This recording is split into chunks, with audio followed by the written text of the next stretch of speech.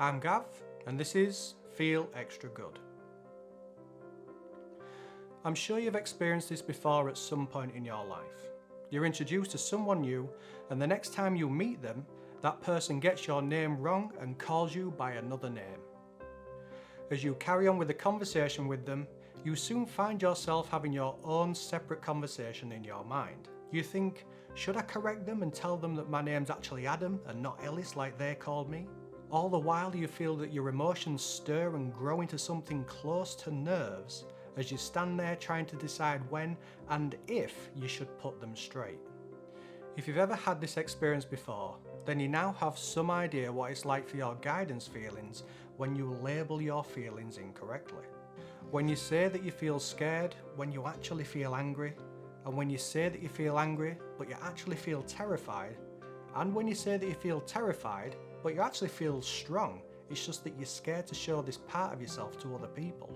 This is a problem that I think most of us share, which is we all automatically assume that we know how we feel. And since we make assumptions on our feelings, we have a higher chance of mislabeling them, which makes us feel a bad and heavy feeling in response to our mislabeling. But something else that I'm positive that none of us realise is that the mislabeling of our feelings is just like when people get our names wrong, in that we don't like it to the point that we feel it on a deep emotional level. By having sessions of using your guidance feelings each day, not only do we have a way to test if we are labelling our feelings correctly or not, but also over time of using this method, you will retrain your ways of thinking and you will be able to label your feelings correctly around the first time, as you won't just be getting to know how your feelings work, but you'll also be getting better at correctly labelling your feelings, which will result in feeling good more permanently, since your guidance feelings will have no reason to give you a bad and heavy feeling. This is like what you saw me do when I gave a demonstration on using guidance feelings. I said that I felt nervous and felt a little bit of lightness, but then I knew exactly what it was that I felt, as I've experienced this many times, that when I actually say that I'm nervous, I'm actually feeling excitement. I've used my guidance feelings so many times to see that I actually felt excitement and not nervousness. So much so that over time I soon made a link in my mind that the nerves I felt were usually excitement. And I think that most of us experience this, as I think that nerves and excitement are a very similar feeling, so much so in fact that we easily get them mixed up. Do guidance feelings work when you ask yourself a question like, how am I feeling right now? The quick answer to this is yes, as your guidance feelings always work and they never switch off. But when you ask yourself how you are feeling, you will always get a bad and heavy feeling in response, as the heavy feeling is there to tell you that this isn't how you feel right now. I don't know about you, but I've had many times in the past where I felt at my lowest ebb, and I felt that my life was circling the drain and even thoughts of suicide was entering my mind. Whenever I was at this low point, I'd usually ask myself things like, what's wrong with me? Why am I being punished? And am I just broken? And I'd find that I'd ask these questions over and over in my mind. But unbeknownst to me at the time, asking these types of questions at that point in my life was one of the worst things that I could have done. As asking a question like this only made my guidance feelings react by giving me a bad and heavy and painful feeling in response, and that's on top of the emotional agony that I was already experiencing. What I should have been doing at these times is using my emotional agony as a measuring stick, an experiment by telling myself how I truly felt until I experienced the light feelings, and then carried on repeating this as a statement to myself to squeeze out as much of those good feelings as I could. Which, to be fair, is exactly what I did do while I was discovering this self-help system, which made those dark times not last as long or take me into deeper and darker places within myself, as I found a way to experience and follow those light feelings.